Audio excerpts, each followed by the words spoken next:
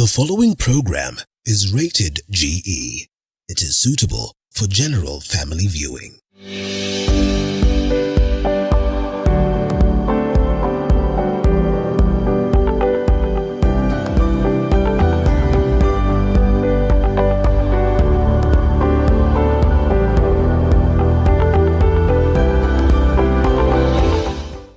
Welcome to another Thursday of Body Garage, the Art of Wellbeing. I'm your host, Dr. Chepsi. So today we are going to discuss about something that, you might not really see that much, but it's something that is important for us to be aware of. And we are talking about what is called cerebral palsy. I know it's a big term, but in the course of the discussion, and you are going to learn and understand what this is about. So before we bring in the doctor, as is usual of our show, today we have the pleasure of having a mom to a child who is living with cerebral palsy to share her story. Karibu sana Damaris. Asante. I like shaking hands. On the show. Yes, it's good to have you here. Yes, thank you for volunteering to share your story. Yeah, and to come and educate the people. You're welcome. We appreciate it. Before we go into that story, we'd like to know who you are. Okay. Yeah. Hi everyone. Thank you for having me. I'm Damaris Kilelo.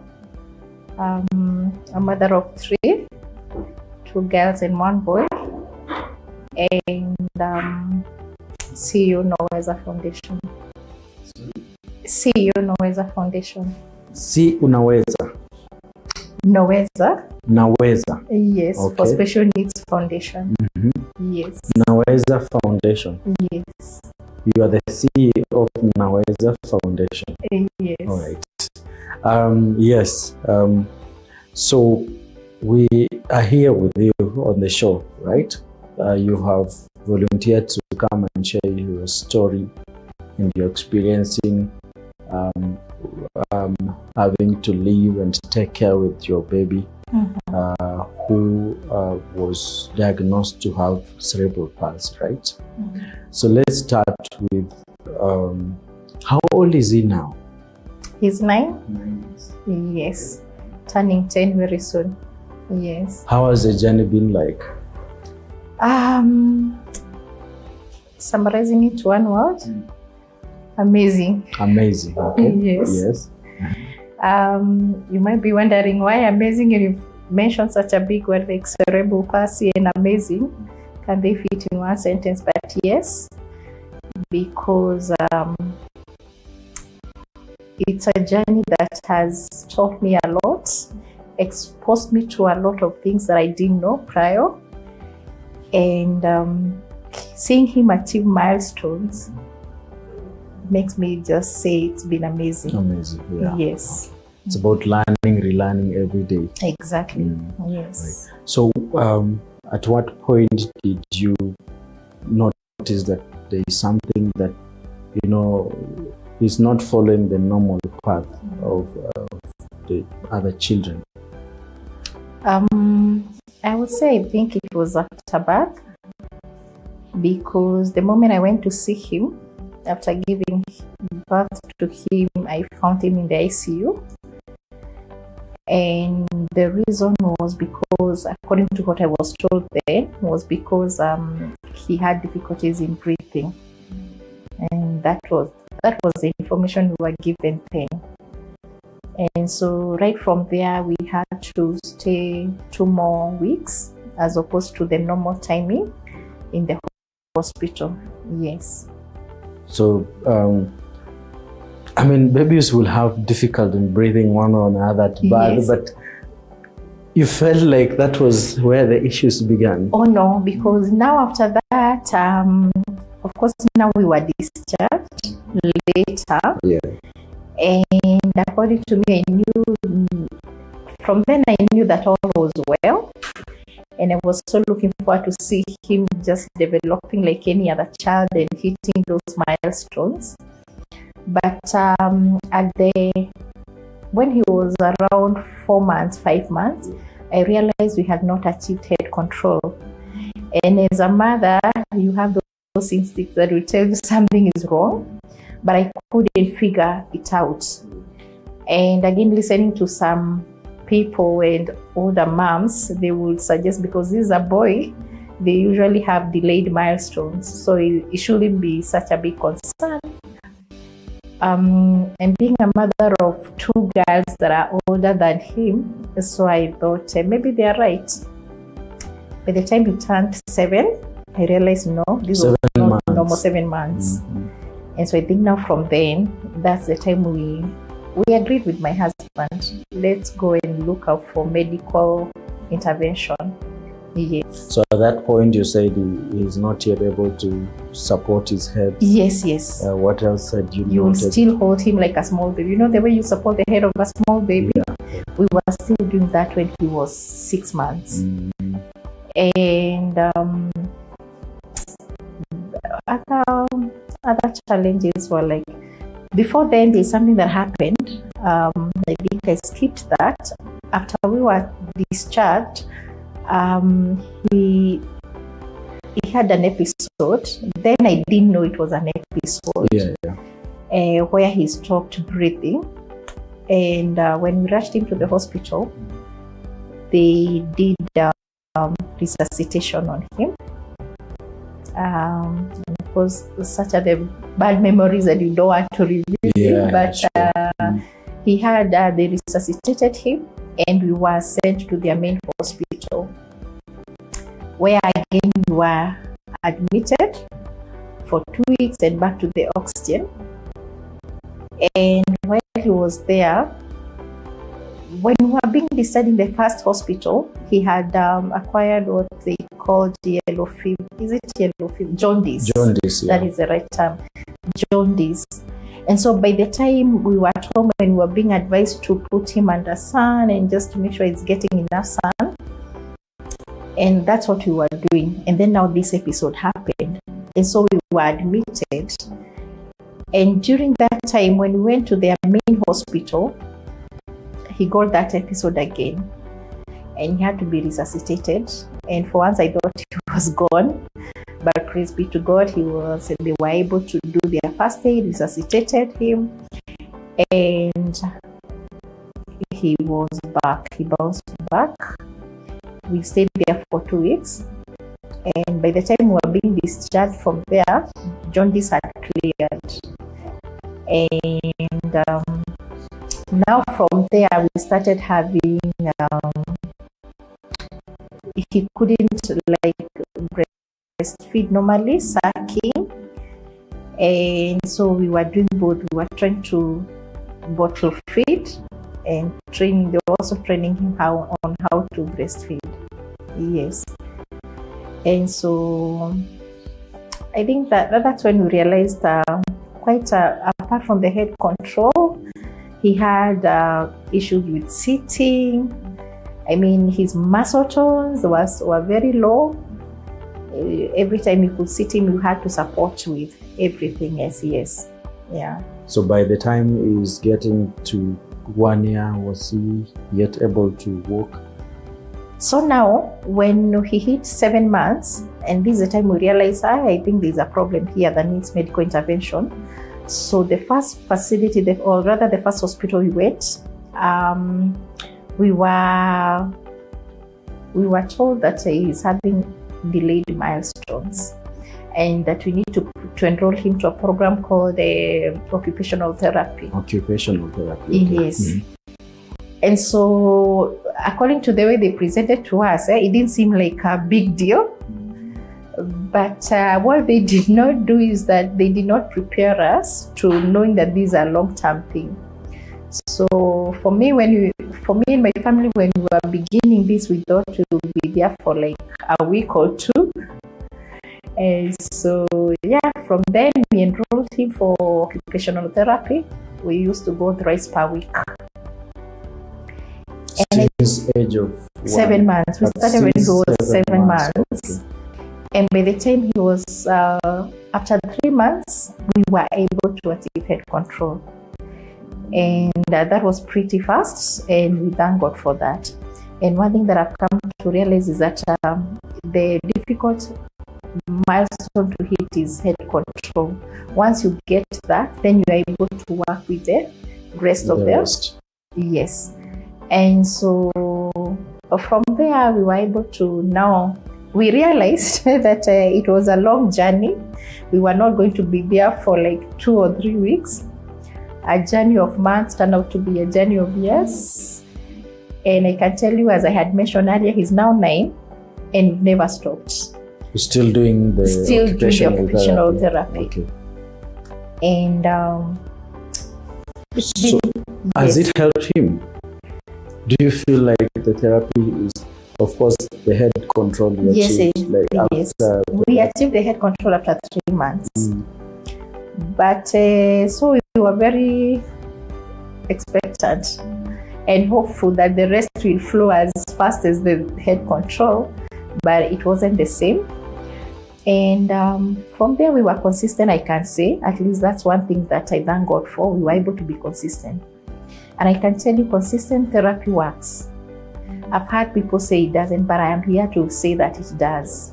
Because one thing we were told when we started, our baby was very, his muscle tones were very low. And with time, he was able to build those muscle tones. And around after 1 year, he was able to sit around, after 1 year or 1.5, now he was able to sit. And I can tell you, you would place him on a seat and you'll do all the work and you'll still find him there. You needed to change him. If the position you put him, that's the place you'll find him. But through the help of God and through the intervention of the therapy, now he's able to do all that. We've seen him sitting on his own. He's able to come from a lying position to just sitting upright. And also he's able to lie down, like from sitting position to lying down. To a typical child, you might be wondering what is there to celebrate. To a typical child, that's just, it's doable. Yeah. But to a child with cerebral palsy, and which was severe, like the one my son has, it's such a great achievement. Because as we speak here now, his spinal cord is strong, and he's able to hold the weight. And we have achieved quite a lot, including even cognition. You can imagine when you're holding the baby, he's just looking at you, and at times you're wondering, does he even recognize that I'm the mom, Will he ever know his name, But with time now, you call out his name, he will look at you, then he's able to understand, and he's processing the instructions. And that time you put in front of him toys, and he wouldn't even touch. Yeah. And so you're like, it was such a big concern. But now you can't even place things in front of him because he's very active. Yeah. You can't just leave him there on the couch, because otherwise you will find him down. Because by now he's able to calm down, only that now when he steps down, he's not able yet to stand. Okay. Yes. Yeah. So I can say we've really achieved a lot. Yes. Okay. That's quite an interesting story. It takes a lot of strength, right? Oh, it does. Yeah. Now, this story would like to hear more, but just for the interest of time. Yes. You said you have founded an organization. Maybe we can talk about that a bit. Okay. Yes. Yes, we thank God for that milestone also. And when we started, I started by saying He has exposed us to a lot. And so when the Bible says, because I'm a believer, that children are a gift from God, it is so true. Because through Him, we've been able to touch so many lives. And we can say that through Naweza for Special Needs Children Foundation, Zani is living his purpose. And that's why we don't even sympathize with him, or empathize with him, because already he's living his purpose. It was through him, when we were taking him for sessions, we got to interact with most moms who are bringing their kids also for the same. And then as we were interacting with them, I realized that they were not consistent. Today they are in, tomorrow they are absent. And when I tried reaching out and finding the reason behind that, I came to learn is because they lacked diapers. That's something maybe we may not think about, but to them it's such a major issue and challenge, because when they don't have diapers, that means they cannot, and most of them are using public transport. How then do you carry your baby in such a social setup without diapers? And unlike the old days where we used to have to use lesos or those napkins, cloth napkins. And so they would end up missing out on their sessions. And those were my worries and concerns. And so one day I decided to reach out to our therapy, who used to see all of us. And I think of important to notice is because at first where I used to go to take him for therapy, I didn't see these challenges, because for some reasons everyone was okay. And then we moved from that place, and where we shifted to, I had to look for a facility where they offer those services. And the one that I landed into was a community facility. That means it's open for everyone in the community. And so this tells you the kind of the people and the moms who are coming in there. So that's how I ended up meeting such people. And I reached out to our therapist, and she confirmed the same. They were missing out because of lack of diapers. And so I would come with diapers, I would give mine, but with time I realized this is not doable. It cannot be sustained. Yes, it cannot be sustained. And so together with the therapist, we figured, and we had 8 moms then who are really in their need of diapers. And I reached out to my family. First of course, I told my husband about it, and I reached out to my close family. And we did something in the church, my cell members. So we came up with some funds, and we did our first event. We bought them diapers that would last them for 3 months. And I'm telling you, from the time we gave them, I never saw them missing for these. You are consistent henceforth. Yes, they were consistent. Okay. And I think why it touched me is because, having gone through the process with my son, I realized how key and how important therapy were. And because as we are doing this, the end goal is to have our kids independent, Yeah. And so when they lack these services, then they regress, or they don't even achieve any milestones. Then we end up having very disabled kids. So that's because of time, we can summarize. So that's what you're doing currently with the organization. With the organization, yes, we started with 8 moms, and the number continued growing. And so far we have done 12 sessions, and the last one was in December 12th, and we served 91 moms. And we give them diapers, not only diapers, but now we are able to bring them together. And when we bring them together, we encourage them emotionally. Like a social support. Exactly. We social support. Yes. And we also now guide them with their legal support. We have some lawyers who have come on board. Yes. Thank you so much. We would love to hear the story more, but this time is not on our side. But thank you for sharing. I think I've learned that sometimes we see, especially access to healthcare services. Yes. But the underlying reason we don't know. For example, I will not know that this mom will miss to go for therapy, to get to child therapy because of diaper. That's something really to note. And thank you for for forming the organization and for impacting the lives. I think many who will be watching this show, if they will want to support the organization so that these children can continue getting therapy that will put them a step up, you can reach out, right? Okay. Yes. Thank you so much for having us and for the opportunity. If you would like to partner with us or to support us, you can reach us on 0758 697 695, 0758 697 695. And also maybe to mention, we are planning to have a walk very soon. As you know, next month will be Cerebral Palsy Awareness Month. And the plans that we are planning to have a walk just to create awareness in the community. Yes. So we are inviting all the corporates, all the institutions that would want to get on board. We really appreciate. Yes. Thank you. And God bless you more for the work that you're doing. Amen. Asante. It's a pleasure to have you. Asante. Thank you for having us. Thank you, guys. That's the story of Damaris and her experience with her child. I trust that you've learned a lot. And next, after the break, we are going to have our medical doctor that is going to tell us more about what we need to know about the cerebral palsy. So stay tuned.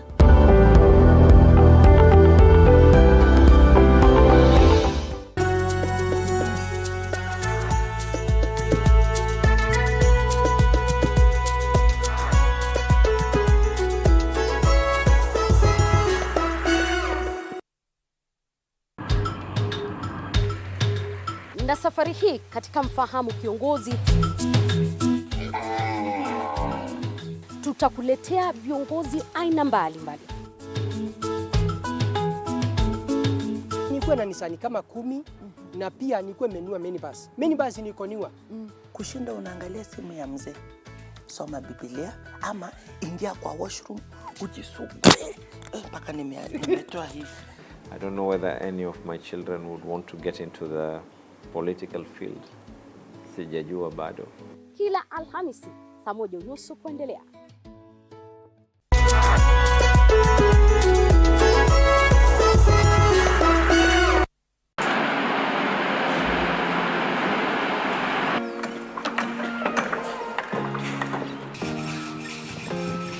Join us on a journey through the concrete jungles and rising skylines, where every beam, every nail tells a story of progress and vision. In every aspect of life, you have to look at several dynamics. From groundbreaking, Nowadays with the tech, you can check on different websites or you check online and you can see some inspiration. So at least that one would be a direction already. I'll know like what kind of style you're going for. to finishing touches, witness the dedication of the hard-working teams who bring these ambitious dreams to reality. The Realtor, Tuesdays at 6:30 p.m.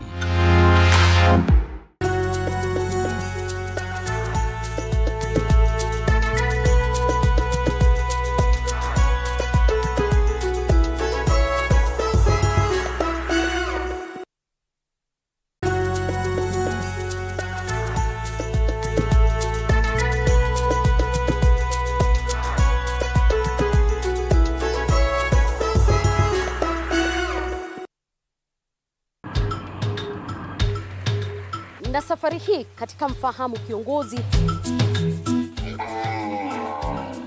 tutakuletea viongozi aina mbalimbali. Nikuwe na Nisani kama 10 na pia nikuwe menua minibus. Minibus nikoniwa. Kushinda unaangalia simu ya mzee, soma Biblia ama ingia kwa washroom ujisugue mpaka nimetoa hivi. I don't know whether any of my children would want to get into the political field. Sijajua bado. Kila Alhamisi saa 1:30 kuendelea.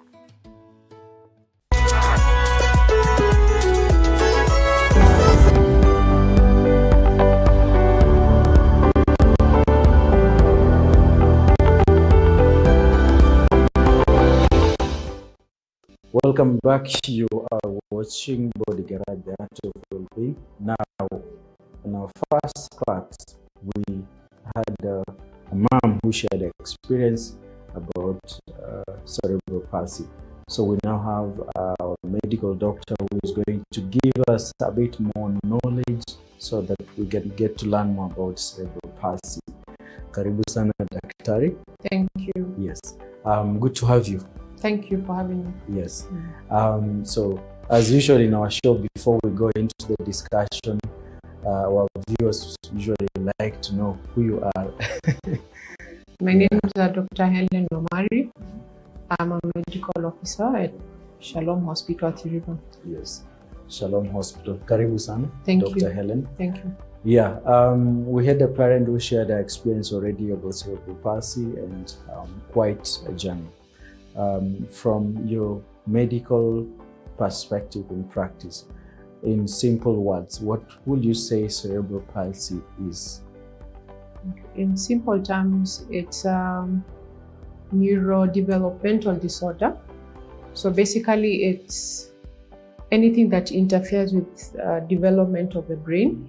It can happen before birth, during birth, or immediately after birth in the neonatal period. Yes. So what happens to the brain such that we end up having a child who's growing not following the usual path?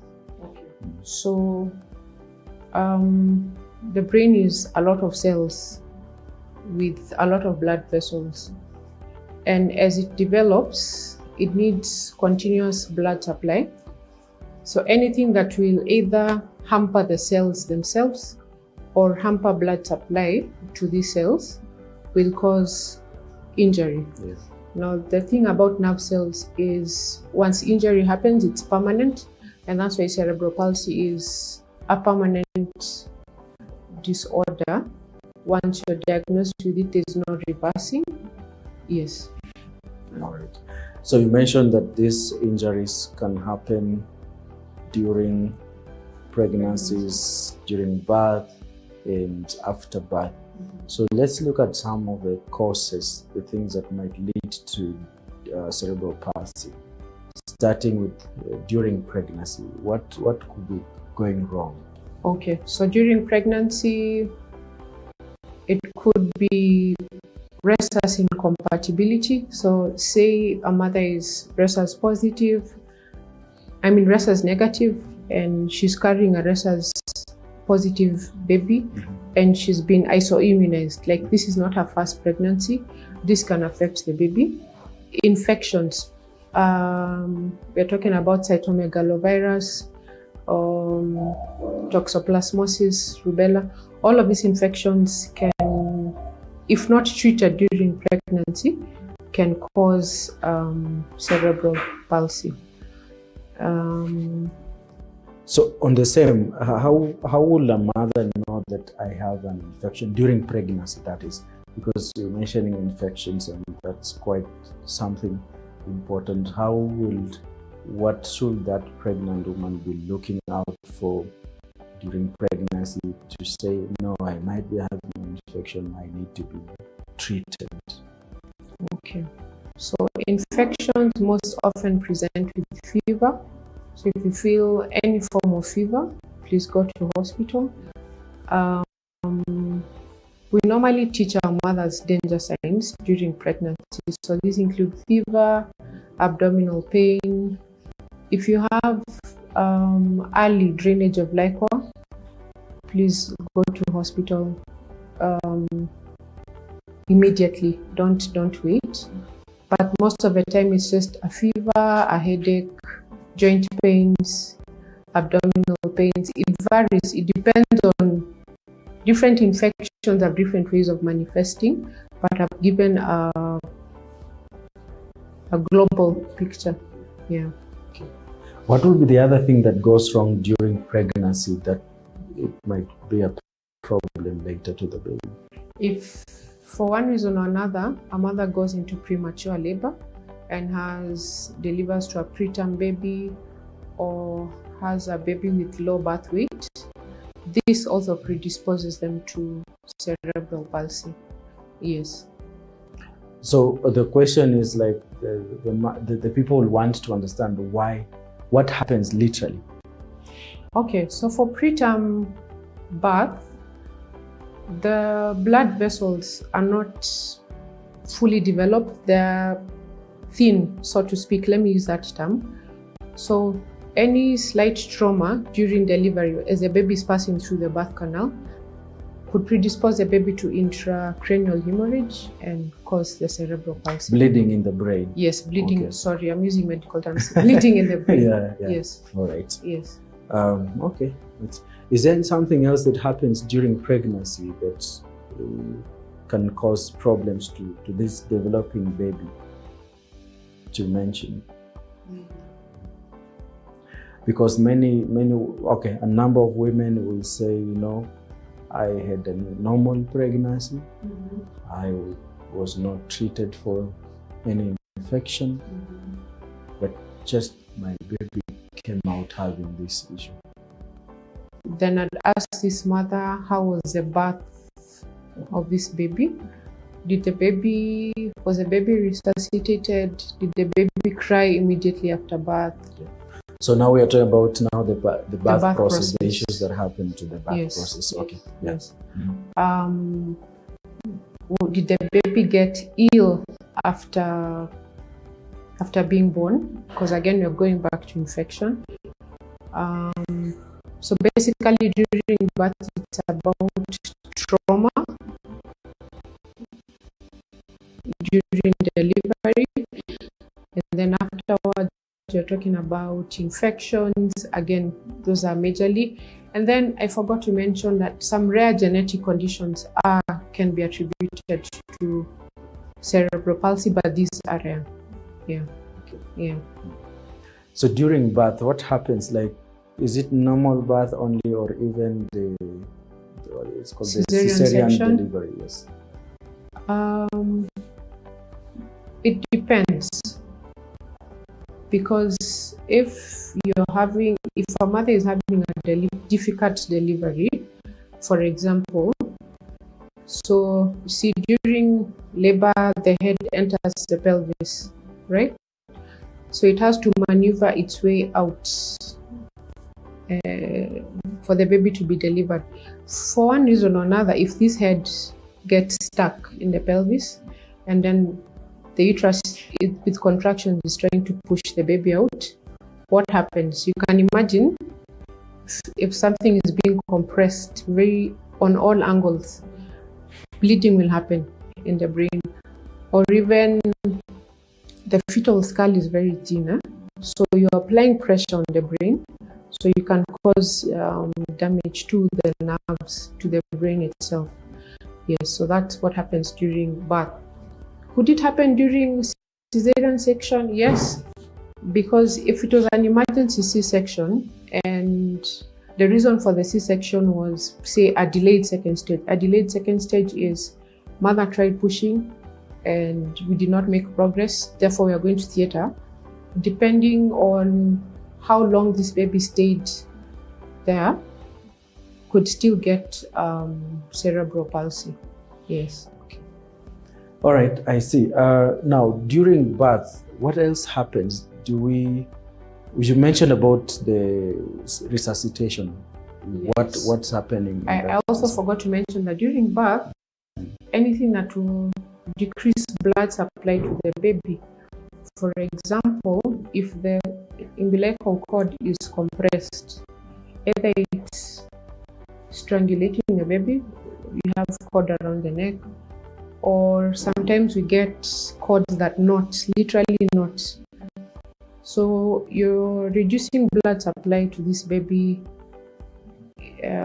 in small little portions that have a huge magnitude at the end of the day. So it's not just about during having a normal birth, a vaginal delivery, but anything that compresses the cord that will cause altered blood supply could asphyxiate. We call it asphyxia, which is reduced blood supply and reduced oxygen to the baby. Yes. All right. Thank you. We are going to take a break, and then we are back. We will learn about what are some of the signs that a child with cerebral palsy could be having. So stay tuned.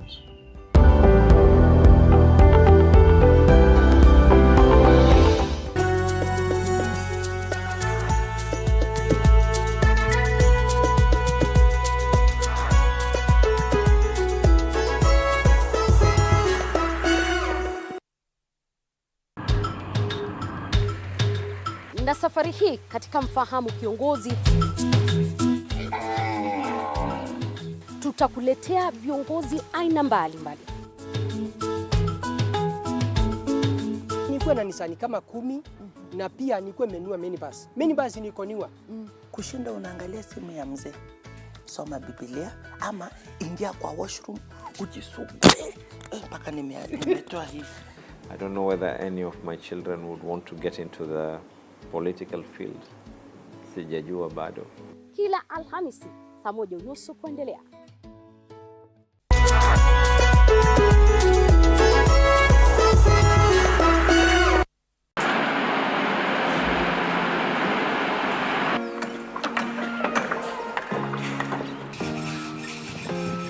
Join us on a journey through the concrete jungles and rising skylines, where every beam, every nail tells a story of progress and vision. In every aspect of life, you have to look at several dynamics. From groundbreaking, Nowadays with the tech, you can check on different websites or you check online and you can see some inspiration. So at least that one would be a direction already. I'll know like what kind of style you're going for. to finishing touches, witness the dedication of the hard-working teams who bring these ambitious dreams to reality. The Realtor, Tuesdays at 6:30 p.m.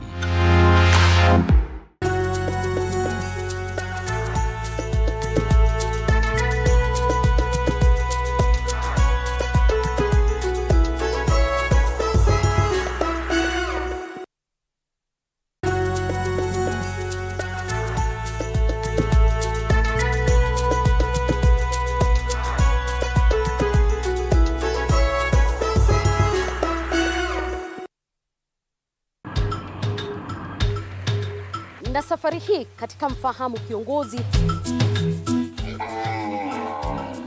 tutakuletea viongozi aina mbalimbali.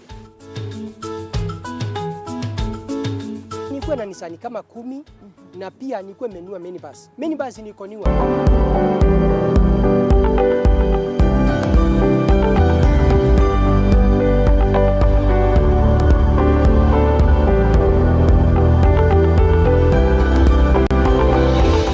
Welcome back. You're watching Body Garage, the Art of Wellbeing, and we are talking about cerebral palsy. And so right now we would like to know what are some of the signs that a parent can be picking, maybe, I don't know if it's possible from birth to as they grow, that they can show that this baby is not growing the normal path. Yeah. So right from birth, if a baby was, for example, resuscitated and 1 week, 2 weeks later, this baby is unable to breastfeed, that's already a telltale sign that it may not be well. But I need to give a caveat here. Cerebral palsy is something you may not be able to pick it immediately after birth, because it relies, like I said, it's a neurodevelopmental disorder. So the best way to pick it is delayed milestones. So we know at 6 weeks a baby should be supporting their neck on their own. If this baby is not supporting their neck, then get worried. We know a baby should be sitting with support for 5 months. Should be able to stand with support at about 10 months, should be able to say utter single words. So these are the milestones we look at. So if we meet a mother who say this baby is 8 months old and is unable to sit, then you take a history of the birth and the pregnancy, then you're able to add 1 + 1 and arrive at 2. So basically, the first thing is the delayed milestones. Secondly, as they grow older, of course, on top of a delayed milestone, some of them may have convulsions. Some of them may be spastic, so they're always like this. I don't know if you've seen. Posture. Yeah, they're always in a fixed posture. When you try to, you can't stretch. They're very stiff. Some of them may have abnormal movements. So you see a baby doing funny, let me say funny, but let's just call it abnormal movements for now, or an abnormal tone. They just lose balance. They can't sit, they fall down. Of course, they can't stand, or if they stand, they lose balance and they fall down. Or it could be a mixture of all of this, a mixture of spasticity with abnormal movement. It all depends on which part of the brain was affected and how bad it was. Yes, so those are the signs and symptoms. But so when we are diagnosing, we rely on history, examination, and we'll send the mothers for an MRI of the brain. So the MRI will tell us if there was any damage to the brain. Yes. Okay. Now that leads us to when you want to treat now. Is this cerebral palsy going to be treated with medications, or what is the approach that is taken? Okay. So it is a permanent, it falls among the chronic ailments. So what you try to do is to make this child's and their parents' life as easy as possible in terms of rehabilitation. So there's a lot of occupational therapy, speech therapy. For those that are convulsing, you put them on anticonvulsants. For those, there are some that develop stiffness and stricture so bad that you need to do surgery to release the stiffness. Yes. So you're saying there could be need for medications, there could be need for surgery, depending, but the main treatment kind of is therapy. How important is therapy? Therapy? Because you understand that as human beings we usually want quick fixing, right? And then mostly we know that, especially in our African context, we know I am sick, I get medications, I get well. Many of us have not yet adopted the idea that there is something called therapy, that you can do something else that is not medicine or surgery, and it can help. Yeah. Okay. So I don't know if you've ever seen somebody who has been so sick that they've been bedridden for a few months. They have to learn all over how to walk. Like stepping, putting your foot on the ground and walking is a process. So the nerves and the muscles, if they're not stimulated, they sleep. Yeah. So what therapy does is try and stimulate the nerves and the muscles such that if you're not able to sit, we target a specific group of nerves and muscles so that you're able to sit. And then it's usually, the way that occupational therapists do it, it's normally graduated such that you want to target sitting, then you go to walking, and then you're maybe targeting speech at the same time. But remember, we said that this was a permanent injury to the nerves. So what you're trying to do is to stimulate these nerves, the little that is left, to try and come back to life. And we've seen children who, depending on the degree of disability, we've seen children who have walked, we've seen children who are now going to school. So it all depends, and it requires a lot of patience. Yes. What are some of the challenges? Because as the mom shared that for herself, when they were introduced to the idea of therapy, she was not aware that it's going to be almost like a lifelong journey. It's like what I said, we'll expect you're going to hospital, get sorted, go away completely.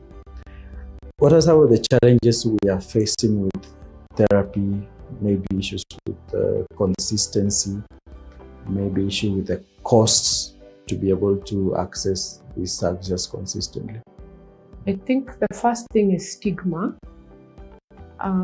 Most of the mothers are hiding their babies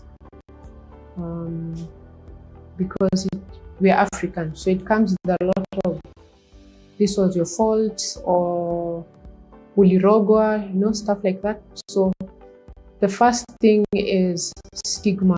Then secondly, cost, because most of these mothers, when you talk to them, the children are dependent on them, and the few I've interacted with cannot leave the children with the house help. So that means they're not working. They don't have a source of income. And then they're expected to bring their child to hospital twice a week, once a week. That is transport, etc. So cost is a barrier, including the anticonvulsants. They're quite expensive. So I'd mention those two: costs and stigma. Okay. Yeah. Now, as Shalom Hospital, is there something, a special approach that you guys have taken to be able to address this group of children? Yes. So we do occupational therapy for babies with cerebral palsy. For mothers that have NHIF cards, they will not be expected to top up. So basically, they come as long as they have an NHIF card and they've selected us as an outpatient facility. We will do occupational therapy for them. We are also working with a support group for mothers and children with cerebral palsy, because it needs a lot of psychosocial support, emotional support, to know that I'm not in this alone. Other people have gone through it and they've made it, just to encourage each other. So we are supporting that group, and they meet here every 3 months, courtesy of Naweza Foundation. They're given diapers, talk, consults. We even invite speakers who address other various issues that affect these mothers and children. Yes. And we're also introducing a neurology clinic for this baby at a very subsidized rate. All right. Thank you so much. Because of time, we will stop there as we close. Maybe any parting shots? Cerebral palsy, to mothers who have babies with cerebral palsy, it is not the end of the world. It is not the end of life. They support. If you need support, you can come to us. Yeah. Thank you so much, Dr. Helen. It's been a pleasure having you. Thank you. Asante.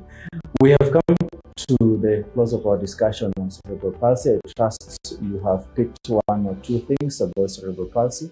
If you have a child at home who has the same concerns, you can visit the hospital that is near to you. If you know somebody who has, in a way, hidden such a child from accessing care, please advise them that they can find help and support. This is not caused by a parental negligence. It is not because of witchcraft. It is a medical condition that can be helped and can be supported. I've been your host, Dr. Chepsi. This has been Body Garage, the Art of Wellbeing. We will see you next Thursday.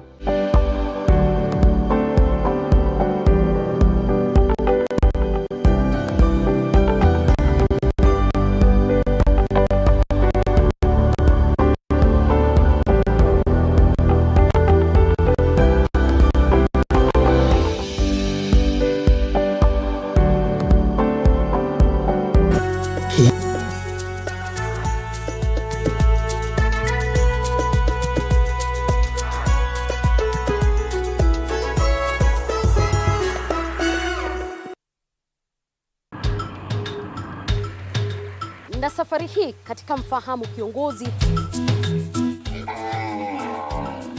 tutakuletea viongozi aina mbalimbali.